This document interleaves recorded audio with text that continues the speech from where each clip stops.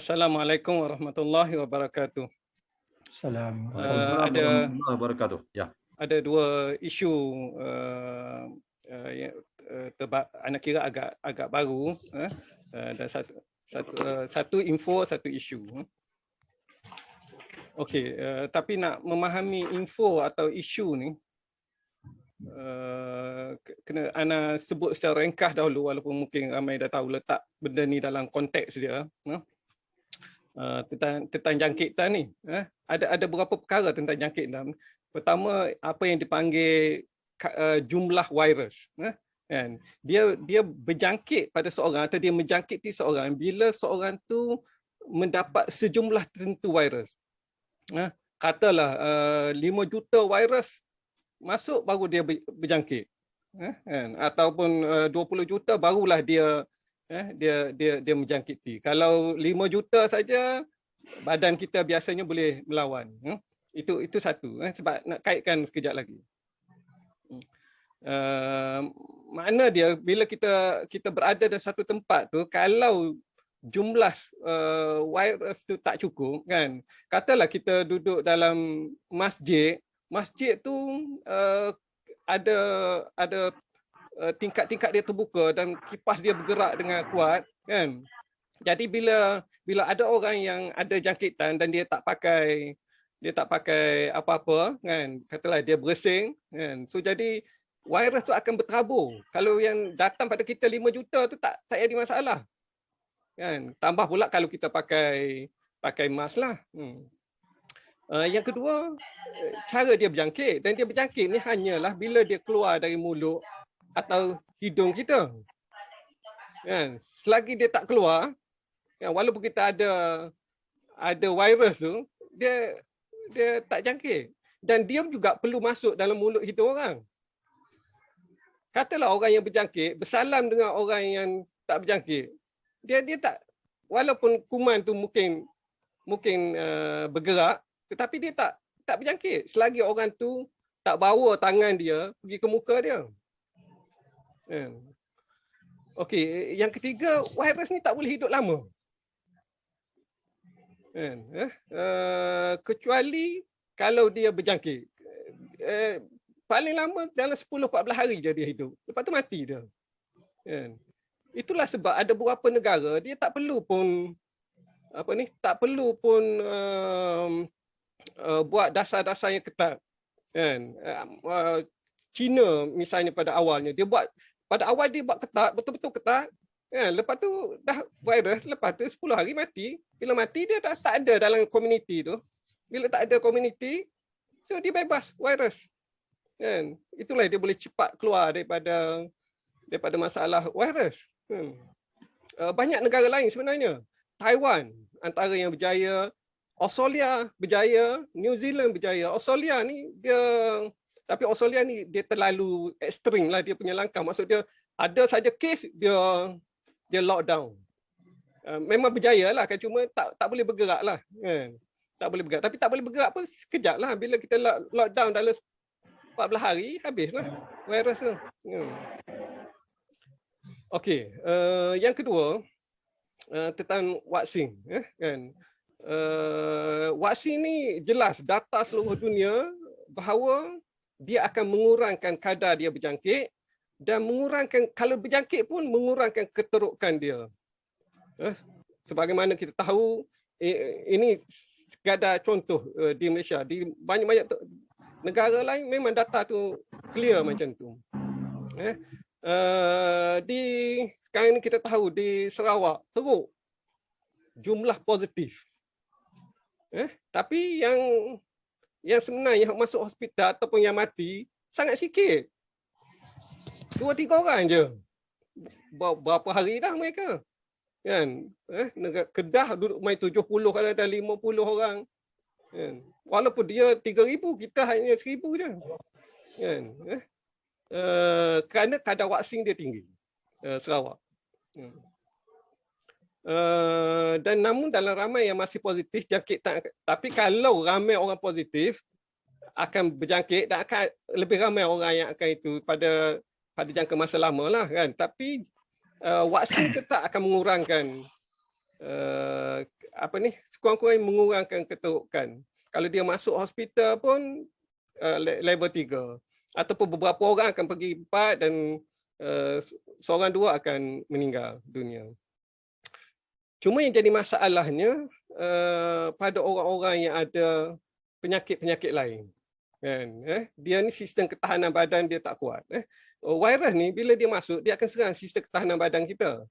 Kalau sistem ketahanan badan kita kuat, virus tu akan mengalah dengan sistem ketahanan badan kita. Jadi memastikan kita sihat, sistem badan kita bagus, itu kena elok sangat diamalkanlah kan, menjaga bersenam dan sebagainya kan. So jadi langkah sebaik-baiknya dalam keadaan sekarang ni dengan data-data sekarang ialah tingkatkan kadar vaksinasi dan jangan longgarkan SOP utama. Okey, sekarang ni orang duk sebut Delta variant. So Delta variant ni memang dari segi sainsnya dia 2 kali ganda lebih mudah berjangkit dan lebih menimbulkan kemudaratan. Tapi dia ada kelemahan juga. Dia rasanya dia punya kadar dia hidup dalam 10 hari saja. Dia biasanya macam tu. Variant yang ganas dia tak hidup lama. Atau variant yang ganas dia lebih mudah mati. Variant yang ganas ni bila dia ganas dia cepat mematikan pesakit dia. Bila dia pesakit mati, dia akan mati bersama pesakit. Dia tak boleh berjangkit. Sedangkan yang dia nak berjangkit. Keberkesanan vaksin bila dengan data varian ni, vaksin ni berkurangan 5 hingga 10%. Bila sebut kurang 5 hingga 10%, katalah sebelum ni Pfizer dia keberkesanan dia sampai 92%. Kan? Dari dengan data varian ni keberkesanan dia tinggal 85% misalnya. Dikurang dalam 5% gitu. Poin yang nak sebut di sini ialah bahawa vaksin kita ni masih strong. Kalau Pfizer ni masih 80%. Masih tidak banyak di Malaysia. Delta varian ni masih tidak banyak di Malaysia. Jadi itu masih peluang kepada Malaysia dan negara-negara yang tak banyak lagi Delta varian ni, masih peluang lagi untuk kita matikan rantaian Delta varian tu dan menyebabkan kita boleh keluar dengan lebih cepatlah. Yang kita bimbang bila dia dah jadi kita tak terkawal dia sehingga majoriti virus untuk COVID-19 di Malaysia jadi Delta misalnya. Yang tu akan menjadikan vaksin kita tu makin kurang berkesan. Okey, sama juga. Jadi untuk mengatasi Delta varian ni pun lebih kurang sama kan. Tingkatkan kadar vaksinasi, jangan longgarkan SOP utama.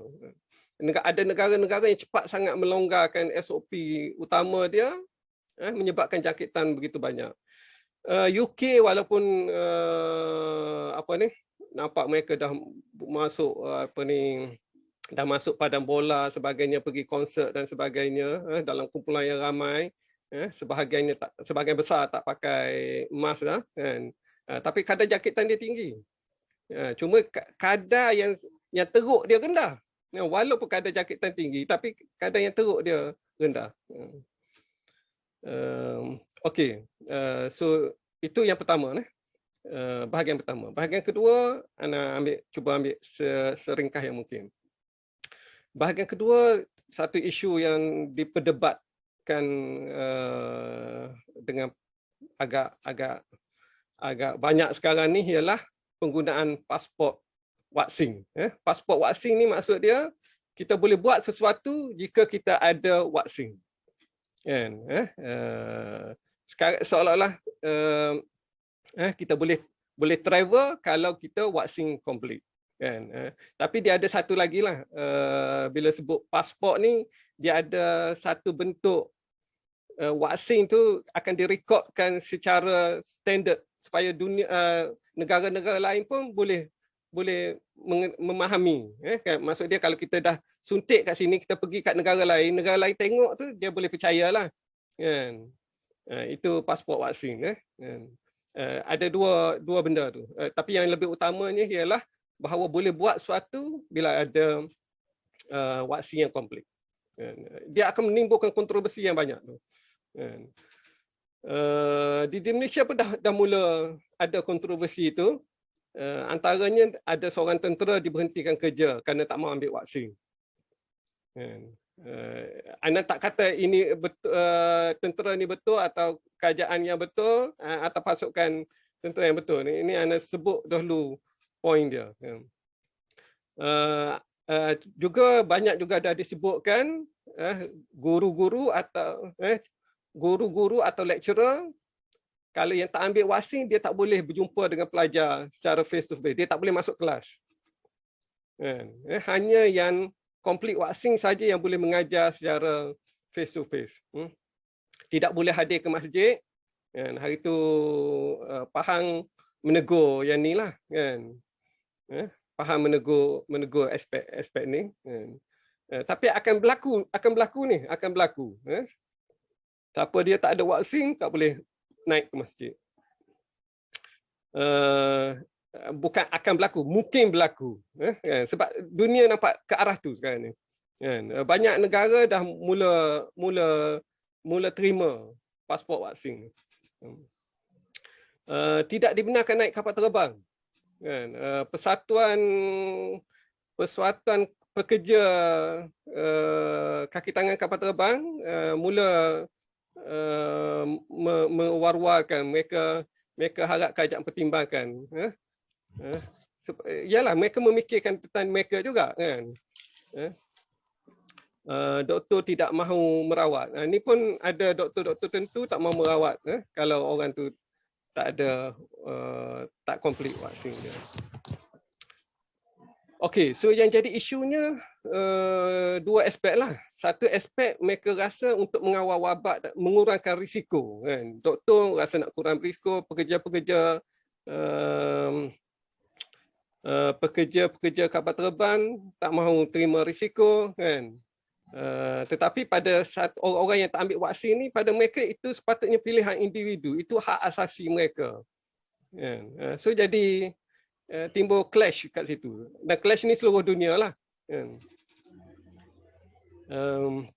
Cuma adakah kita sampai peringkat orang panggil seolah-olah analogi dia lesen kenderaan. Lesen kenderaan ni maksud dia ambil lesen ni tak wajib. Kan? Tapi kalau nak naik kenderaan, kalau nak memandu kenderaan, kita wajib ada lesen. Adakah kita dalam keadaan macam tu? Itu lebih pada soalan. So kenapa vaksin dan kenapa tidak vaksin? Kenapa pasport vaksin, kenapa tidak? Kebaikannya dengan pasport vaksin ni, anda tak pasti, anda sebut ke tadi? Siapa yang ikut sains yang diterima ramai hari ni, terima ramai pakar-pakar sains, bahawa orang yang dah ambil vaksin ni, dia punya kalau dia kena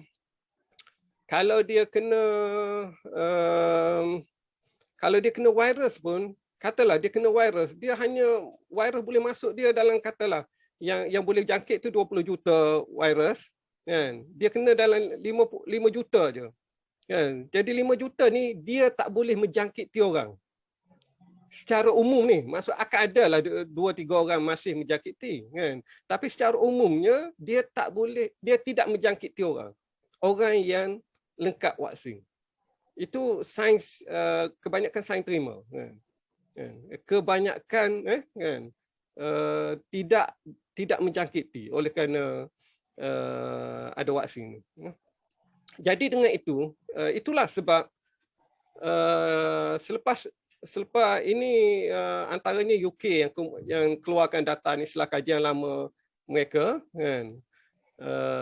Dan beberapa negara mula buka sepadan. Sebelum ni kalau mereka buka kita nak masuk negara mereka, kita kena kuarantin 10 hari, 14 hari. Sekarang ni tak perlu kuarantin dah. Ada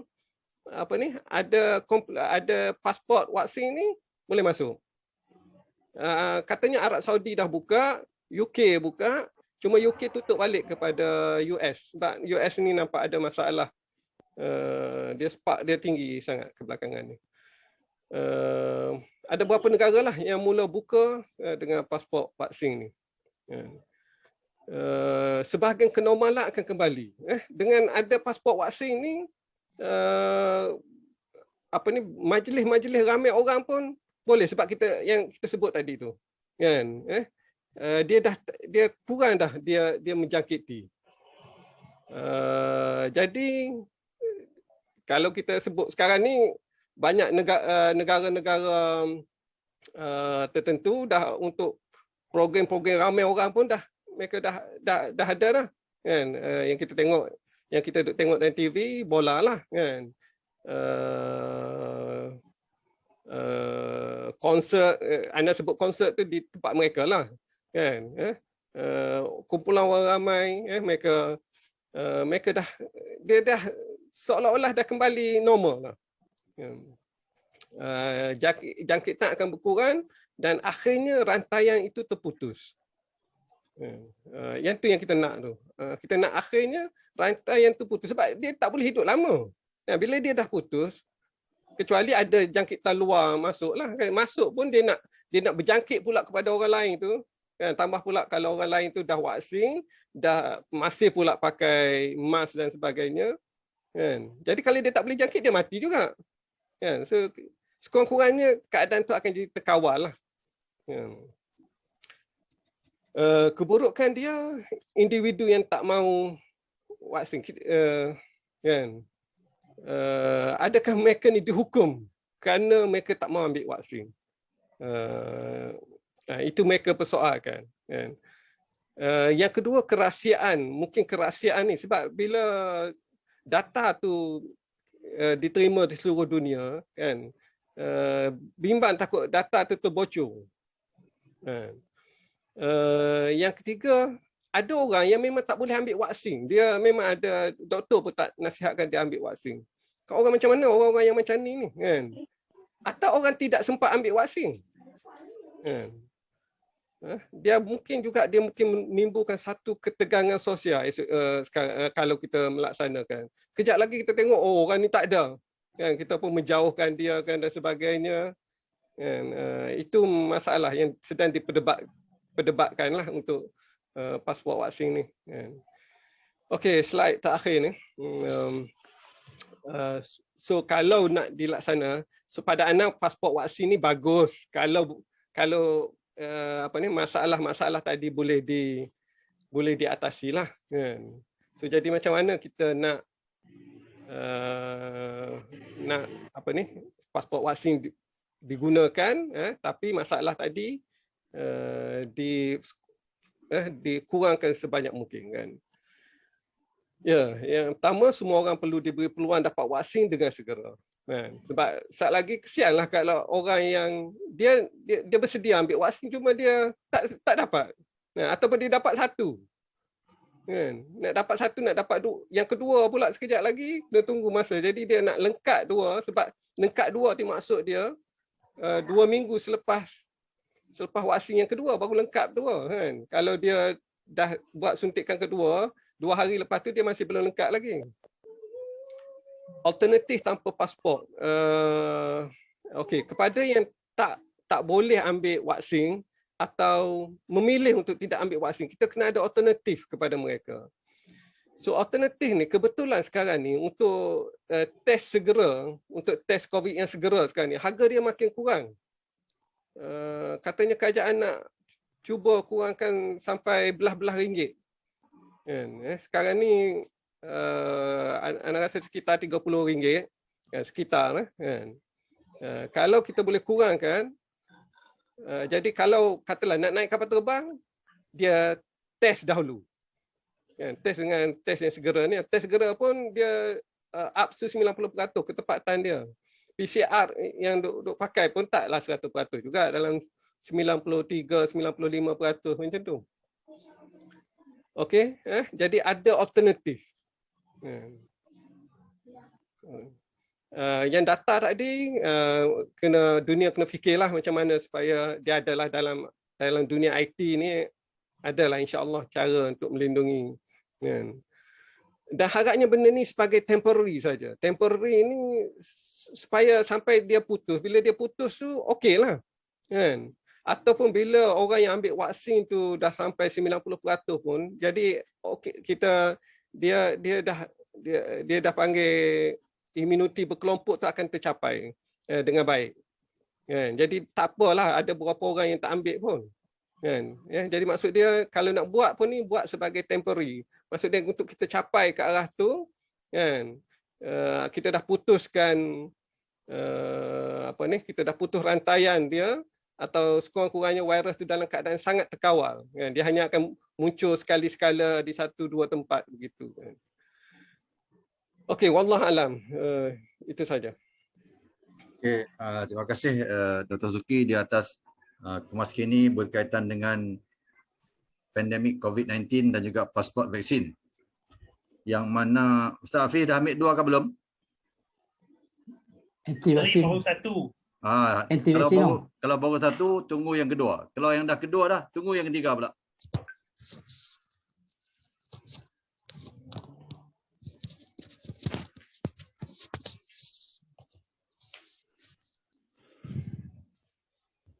Mana berani 2 Ustaz Hafiz, 1 cukup lah. Lagi ada Khadijah.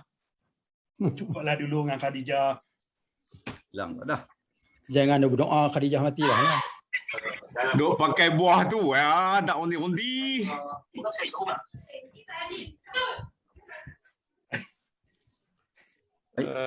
Perbincangan anda semua direkod kan?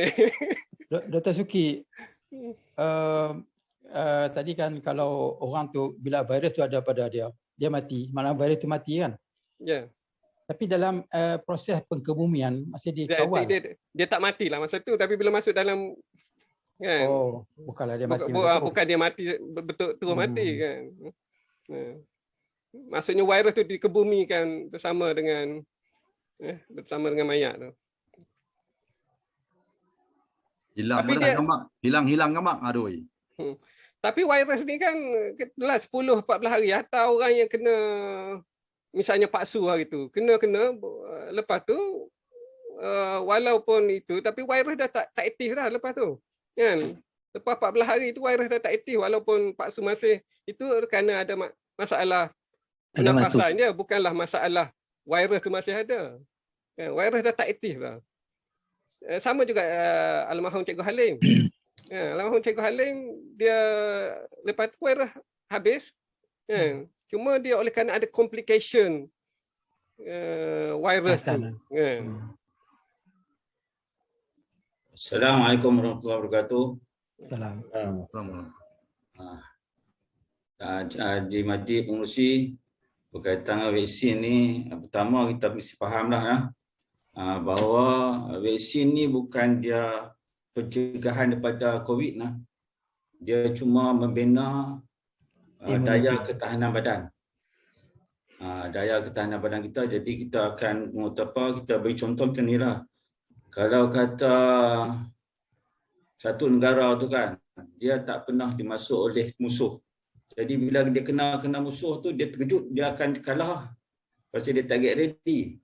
Jadi vaksin ni sebagai permulaan bagi dia get ready lah dalam dia punya daya ketahanan badan itu. Jadi kalau hak dia hak betul itu, dia dah get ready dah. Bila get ready tu, jadi sebab tu dia banyakkan kes semua adalah stage 1, stage 2 banyakkan. Tapi vaksin ni dia punya efikasi bukan 100%. Dia bukan 100%. Sebab tu kalau Pfizer tu dalam 92-93%.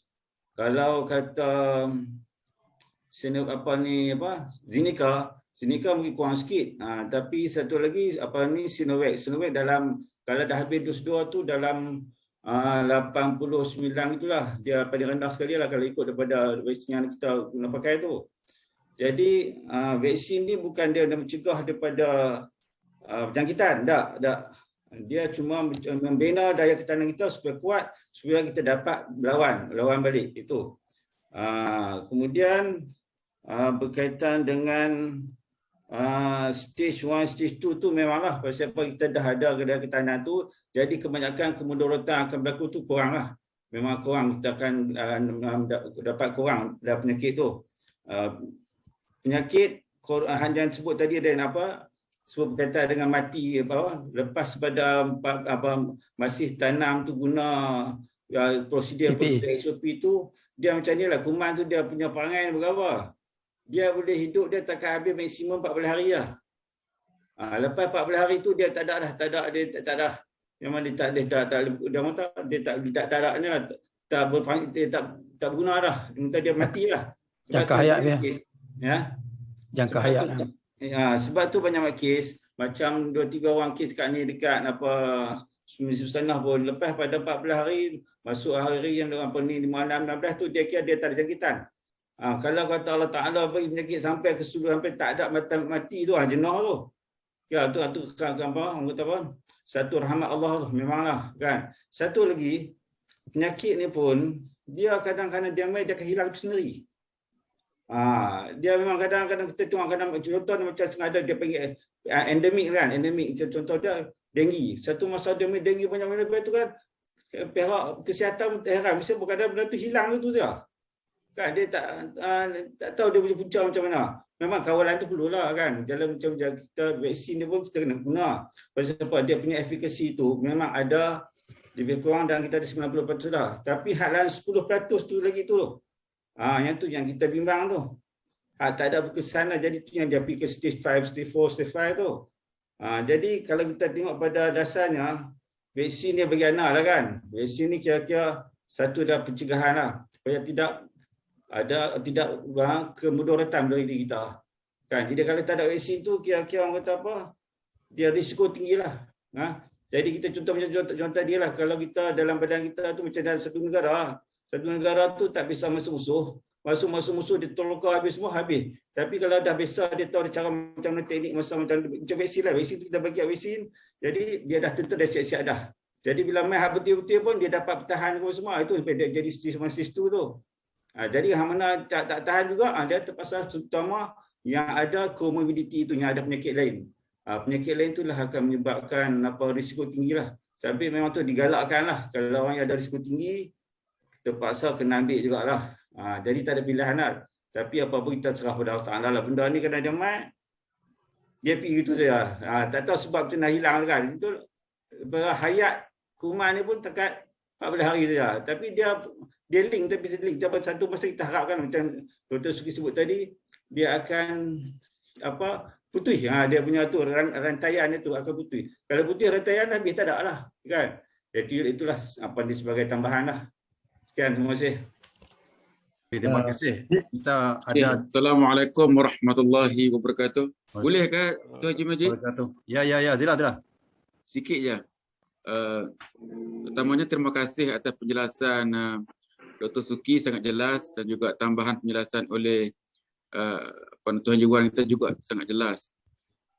Saya sekadar nak share sikit pengalaman sebagai bersama dengan frontliners di pangkat daerah lah. Memang semua DO dilantik sebagai pengarah CITF COVID Imunisasi Task Force Team ni. Kita punya dilema sekarang ini ialah hari ini Yang Berhormat Menteri melawat Kedah, ikut report hari ini MySejahtera dapat detect lebih daripada 500 kes positif COVID tapi masuk ke dalam premis awam. 500 lebih dah tahu diri dia positif, sepatutnya berada dalam keadaan kuarantin, tapi menceroboh masuk ke premis-premis yang tak dibenarkan bagi mereka yang positif COVID.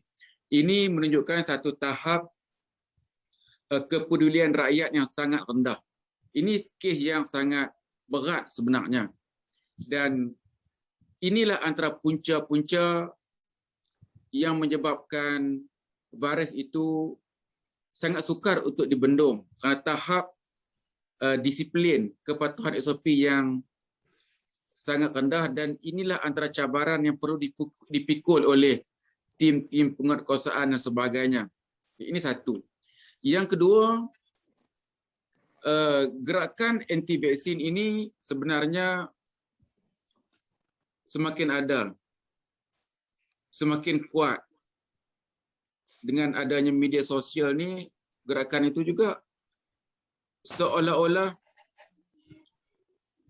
nak challenge kerajaan sampai ada yang sanggup saman buat report polis kepada menteri dan juga KP, DGM dan sebagainya.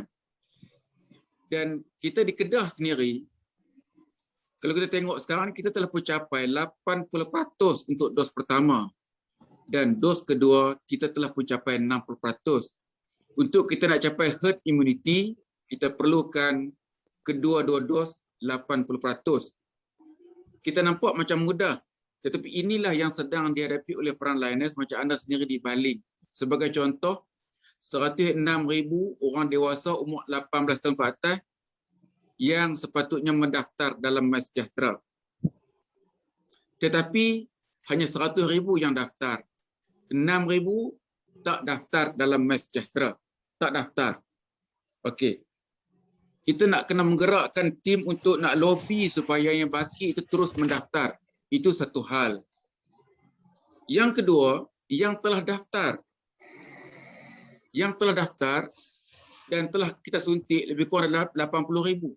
20,000 lagi belum lagi disuntik. Dan mereka ini kadang-kadang disappear, hilang.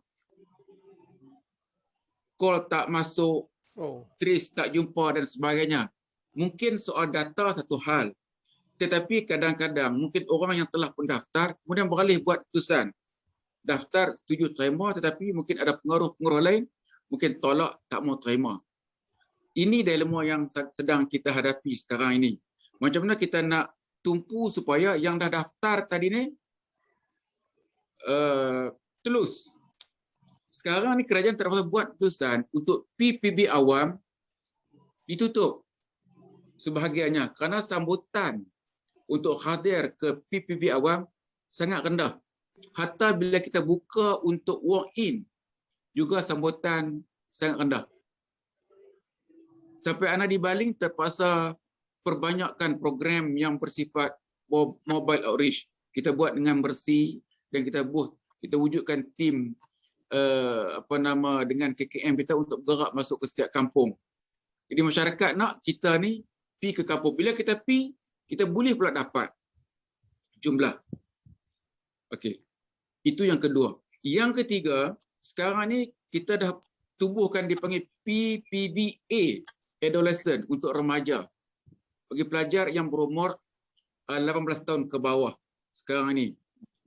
Hari pertama, kedua kita nampak sangat rancak di hospital Tanah Bahaya. Tetapi maklumat yang kita dapat daripada pihak PPD, macam di Baling sendiri, hampir separuh parent tak benarkan anak disuntik.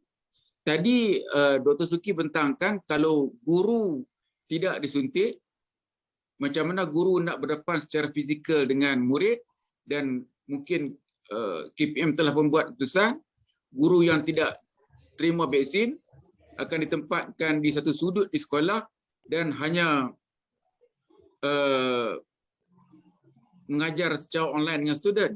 Tapi soal sekarang ini bilangan student yang ramai tak mau terima vaksin, bagaimana pula keadaan itu akan berlaku? Adakah sebahagian student ke sekolah, sebahagian lagi student di rumah? Ini perjuangan ini sebenarnya walaupun kita berada di hujung, tapi hujung itu yang sangat mencabar, sangat sukar. Di peringkat awal dulu, semua frontliners kena cemoh.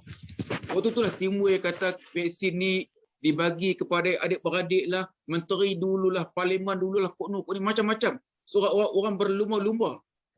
Nah, tapi bila sampai satu peringkat, vaksin sampai, kita terpaksa return balik. Sebab bilangan penerima sangat berkurang. Sangat berkurang pada peratus yang sangat tinggi. Jadi, kita pun tak tahu dah nak buat macam mana nak kempen. Sampai sekarang ini statement daripada Yang Berhormat Menteri ialah supaya ke semua premis-premis sama ada perniagaan ataupun perkhidmatan dan sebagainya, mengetatkan SOP.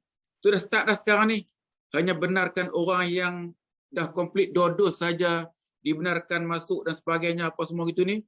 So, kemungkinan ini akan menjadi elemen yang secara tak langsung memaksa masyarakat untuk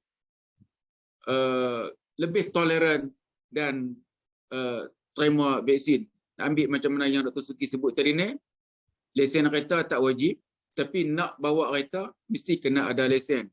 Sekarang ni kita anggap siapa yang nak masuk premis apa-apa yang libatkan public, seolah-olah macam nak masuk kenderaan, mesti kena ada vaksin. Maksud anak ialah kita semua tahu bahawa kesan vaksin sangat baik. Anak sini ada 3 orang kawan rapat, Timbalan Setiausaha Kerajaan, seorang rakan sekerja, seorang lagi yang berhormat Exco sendiri, dah complete 2 dos, mereka hanya di kuarantin di rumah saja dan tempoh untuk pulih juga macam agak tidak begitu lama lah. Maksimum dalam 10 hari dah boleh potong gelang pik.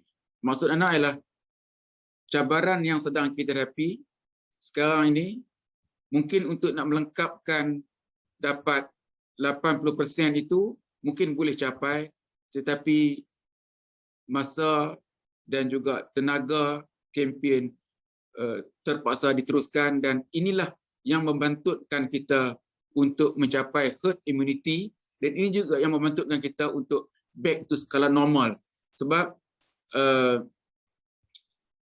tahap kepedulian masyarakat kita yang sangat berbelah bagi dan kecenderungan untuk menerima fakta-fakta yang tidak bertanggungjawab itu sangat mencacatkan kita punya usaha untuk mencapai herd immunity dalam tempoh yang lebih singkat. Saya ingat Ustaz Ali mungkin boleh ada pengalaman yang sama macam Ana di Baling sana. Kita terpaksa jelajah masuk ke kampung-kampung. Ana pernah sebut orang asli di Baling lebih mudah 100% divaksinkan dos kedua. Tetapi orang tiruan yang macam kita inilah yang nampaknya tahap ada sikit kelompok yang sangat degil dan seolah-olah macam reject dan cuba influence orang lain supaya menolak. Itu sekadar pandangan daripada Kedah dan juga Baling untuk dikongsi dalam program kita pada malam ni. Sekian. Assalamualaikum. Waalaikumsalam warahmatullahi wabarakatuh. Kita dah dengar dah 2 orang doktor bercakap dan seorang DO. Doktor pertama tu anak tak pastilah doktor IT tapi cakap hal COVID ni hebat juga. Doktor yang kedua Dr. Wan. Ya, ada 2 lagi doktor yang nak cakap ni. Dr. Johari dengan Dr. Ramal kot. 2 lagi doktor kot lah nak cakap, kita bagi masa sikit lah. Sebenarnya macam ni ya. Anda pun heran juga. 2 minggu lepas ada seorang bekas tentera, kawan baiklah. Dia telefon main dengan Ana. Dia kata, Cik Majid, mai join group Ana. Dia tak panggil Ana lah, mai join group aku. Ana tanya, grup apa? Grup anti-vaksin. Tu dia. Pasal apa? Kami ni dah tubuh dah satu grup anti-vaksin, dah ada ahli dah dekat-dekat 300 orang dah. Tapi ya, Ana tanya dia balik, hang tu ambil vaksin lagi? Aku dah 2 dos dah. Dia dah ambil 2 dos dah. Tapi dia pula nak tubuh grup anti-vaksin. Tak tahulah sekarang ni macam mana jadinya. Ni Cik Wan, sampai macam tu lah. Okey, ada siapa-siapa nak tu lagi? Assalamualaikum warahmatullahi wabarakatuh. Nak tambah sikit ni, boleh tak? Ya. Pasal vaksin ni. Cuma akhir-akhir ni kita rasa satu kebimbangan. Kebimbangan apa? Cara penyimpanan vaksin. Itu mustahak ni pasal apa? Dia ada rangkaian sejuk dia, rantai yang sejuk. Kalau rantai yang sejuk dia tak begitu ikut prosedur dia akan menyebabkan efikasi dia, keberkesanan dia tu akan jadi masalah lah. Jadi tak bermakna lah. Macam pencucuk air sejuk tu. Pasal apa? Kalau ikut Pfizer, dia punya suhu simpan di store betul kan. Dalam tak silap dalam 3 bulan dia ambil suhu dia minus 70 degree Celsius. Minus. Memang sejuk betul, beku betul. Memang kalau kata saji tu dalam minus berapa kan, ni minus 70. Satu. Kemudian hak mana dia pergi ke klinik tu, sekarang dia nampaknya banyak dia tumbuh tempat untuk vaksin dia banyak tempat di klinik kalau macam-macam. Jadi kita bimbang tu penyimpanan itu dia ada suhu yang tertentu. Kalau penyimpanan tak jaga, tak dikawal, mungkin hospital, mungkinlah kerjaan, mungkin dia boleh kawal lah. Tapi sekarang dah tengok anak-anak baru ni pun pergi cucuk di klinik biasa saja, klinik swasta. Tapi kalau tak jaga betul vaksin tu penyimpanan cara betul-betul, mungkin taklah macam minus 70 tu, tapi mungkinlah dia akan kurang sikit kan. Tapi kalau dia tak jaga betul-betul, jadi masalah masa depan tu kan, keberkesanan ubat tu, malang lagi memang masalah. Itu memang kalau hospital nak kerja dulu pun, penjagaan vaksin apa-apa kan, suhu dia memang kena konsisten. Tiap-tiap hari tengok tu, hari-hari kena pergi tengok. Berapa suhu tengok kalau turun, kena penat balik. Jadi menjadi benda tu hari. Kita memang kalau di swasta, banyak klinik-klinik swasta yang guna pakai sekarang ni, kalau tak jaga, jadi masalah keberkesanan tak berkesan ubat tu. Bila tak berkesan ubat tu, berjangkit tu akan bertambah lagi lah. Itu kita bimbang. Sekarang. Antara sebab-sebab, pernah ada orang duk cek antara sebab-sebab mengapa orang tolak vaksin ni. Mungkin ada sebab-sebab yang kuat juga. Boleh jadi. Tak kira lah sebab tu munasabah kah, tak logik kah dan sebagainya. Ada sebab-sebabnya. Orang tak percaya kat kerajaan. Mana? Kerajaan mana? Kerajaan mana? Orang tak percaya kerajaan. Kalau kerajaan lain mungkin dia pergi cucuk tu. Ya, anda tertarik dengan Tuan Haji Syahdan tu. Dia kata ada dua ni. Syafiq dia kata ada dua ni. Satu orang asli, satu orang tiruan. Ni kenapa baik ni? Ni segmen ni bagus ni. Tuan Haji Syahdan, apa ni yang NGO ada apa ni yang involve dalam apa ni kempen ada yang involve tak? Kempen kita guna banyak jabatan penerangan lah. Ada. Tapi yang baru ni kita buat program mobile outreach kita dengan Mercy. Itu kita buat banyak dalam 8 program di Baling. Kita guna untuk sebarkan maklumat ni rasanya macam satu benda yang tak munasabah kalau maklumat tu tak sampai. Sebenarnya maklumat sampai. Tapi maklumat kita sampai, dia macam kita program dalam komputer lah. Kita buat program, kita jalan program, lepas tu virus masuk kan. Kita nak kena apply antivirus. Macam ni lah. Kita kempen, kita kata benda tu baik, apa semua gitu ni. Kemudian ada juga di belakang sana, orang mai kata benda tu tak baik, apa semua gitu ni. Kan? Dan mungkin sebahagian anak ni mak pak nak, tapi anak-anak yang tak bagi. Sebab itu dalam satu ceramah Ustaz Abdullah Khairi cerita baru ni dekat dengan tempat dia di Pulau Pinang tu. Pak ni kaki masjid. Kemudian bila tak vaksin, tak boleh pergi masjid. Kawan-kawan dia kempen pak dia supaya suntik. Anak-anak tak mau suntik, tak bagi suntik. Akhirnya kawan-kawan dia yang kaki masjid ni bawa dia pergi ke PPV, pujuk-pujuk dia mau suntik. Lepas dia mau suntik, bila dia balik rumah dia, anak-anak tahu, anak-anak marah dekat dia. Takdir Tuhan, seorang anak dia ni kerja kelang, laki-laki. Lagi 3 anak dia perempuan. Yang kerja kelang ini positif, balik mai ke rumah, sebar kepada ahli keluarga. Pertama kakak tu mati dulu. Lepas tu yang laki-laki kelang ni meninggal. Last kali 4 orang anak dia meninggal. Yang sebab dia seorang saja yang tua. Yang si ayah tu yang suntik. Ini bukti nyata yang Dr. Abdullah Khairi duk share dalam ceramah-ceramah dia tu. Pak nak terima. Okey, Tapi ada influence daripada anak-anak. Jangan terima. So kita pun tak tahu sebab pendekatan kita tak boleh paksa. Tapi kita punya perjuangan sekarang ni ialah apa cerita pun bila kita suntik kepada keseluruhan populasi yang sepatutnya disuntik, daripada data tersebut kita boleh achieve 80%, tak apalah, kita capailah herd immunity macam Dr. Suki sebut tadi ni.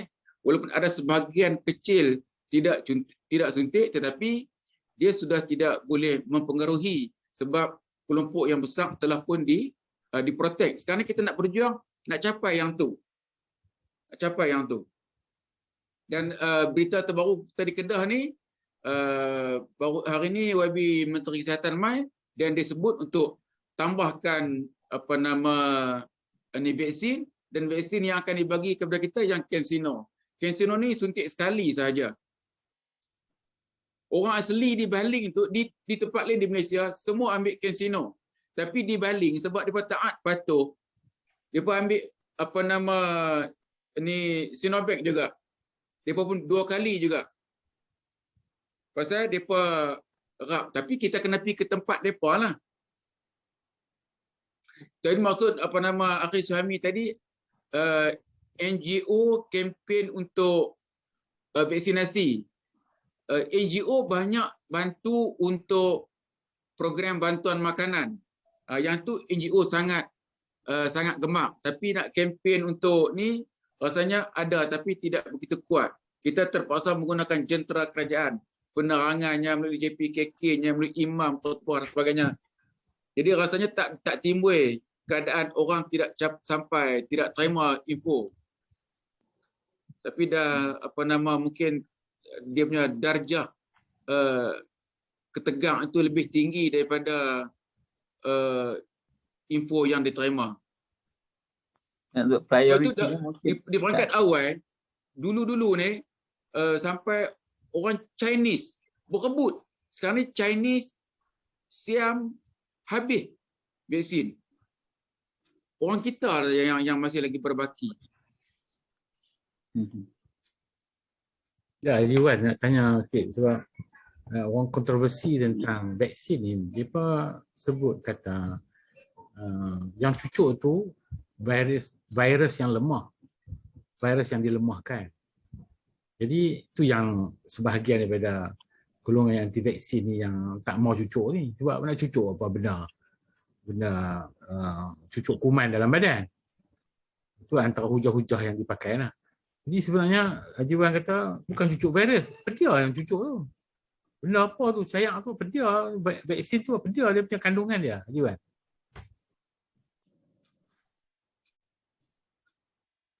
Tak dengar, tak buka, unmute. Dia Pfizer, Zinica, Sinovac.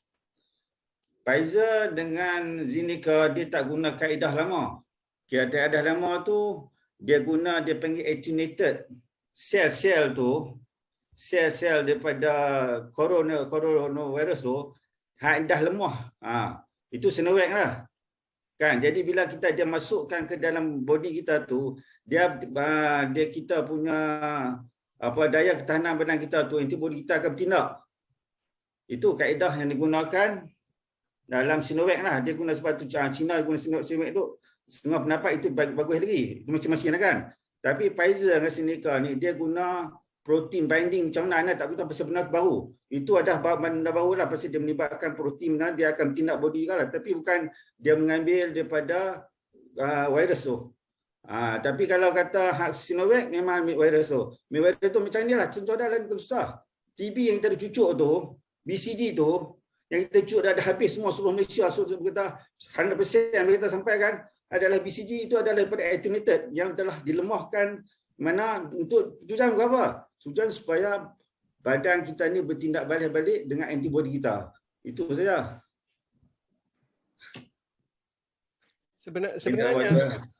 Sebenarnya kaedah tu yang dipakai selama ini, polio apa dan vaksin sebelum ni, setakat ni itu yang menyelamatkan sebahagian besar dunia. kan. Ada beberapa negara yang misalnya polio kan dia berdegil kan, ramai ada kempen-kempen tak mau ambil menyebabkan tiba-tiba timbul balik tempat-tempat tertentu tu. Dan bila dia timbul dalam keadaan bila orang tak protect ni, teruk satu masyarakat. Filipina dalam 2-3 tahun yang lalu cacar kan. Ramai rupa tak ambil rupanya. Kematian budak-budak ramai ratus orang rasa budak-budak mati kerana itu. Kan, itu kerana tak ambil kan. Iyalah dia isu ni isu kita nak kata 100% sure tidak, sebab itu yang jadi masalahnya. Memang betul ada orang yang ambil vaksin ada masalah, meninggal pun ada kan. Tapi jumlahnya terlalu sedikit. Kan? Dan bila ramai orang ambil vaksin ni menjadikan pertahanan macam tadilah herd immunity tu dah jadi herd immunity. Jadi ada beberapa orang tak ambil, memang dia selamat. Sebab dah masyarakat dah berada keadaan selamat. Maksudnya kalau dulu dia antara orang sebutnya ada sebahagian kita tak ambil vaksin polio ke apa dan mereka selamat. Jadi mereka kata untuk sekarang pun macam itulah mereka nak guna kaedahnya. Tapi suasana tu tidak macam tu. Kan? Suasana kita tak capai herd immunity lagi. Kan? Sekarang ni jadi kita pada pihak kerajaan, pada peringkat pelaksana ni mereka memikirkan masalah ramai ni. Kan? Jadi itu yang jadi timbul dilema ni. Macam mana kita nak supaya masyarakat terselamat kan. Jadi siapa-siapa dia yang tak boleh ambil tu masih boleh itu kan. Tapi kalau ramai tak mau ambil akan jadi masalah kan. Dan benda ni bila dia berpanjangan jadi masalah, dia akan timbul variant baru kan. Kalau kita boleh stop sekarang, variant tak sempat. Variant lebih complicated tak sempat nak timbul. Itu yang kita kena kejar masa ni. Kena supaya dia tak jadi lambat sangat. Kita kena selesaikan dengan cepat. Di Kedah ni berapa persen yang second dose? 60? Second dose. Dah 60% dah. Dah 60%. 60% tu dewasa saja. Untuk capai tak termasuk yang budak sekolah. Untuk capai ke fasa kedua tu kena 80% lah. Ya, kita lagi 20%. Tapi yang tu rasanya boleh capai sebab mereka dah ambil first dose. Tapi Ana nak beritahu, memang ada sebahagian kecil yang dia ambil first dose. Bila mai turn untuk second dose, dia dah disappear. Cari tak jumpa apa semua gitu. Sebab tu di banyak PPB awam, kita terpaksa standby backup list. Backup list untuk tak bazirkan apa nama vaksin tu. Sebab takut kan macam ni kalau ke tu, dan akan lambat lagi lah yang masuk fasa 2 tu, dan akan impact kepada benda lain lagi lah. Macam semayang pun tak boleh nak apa ni.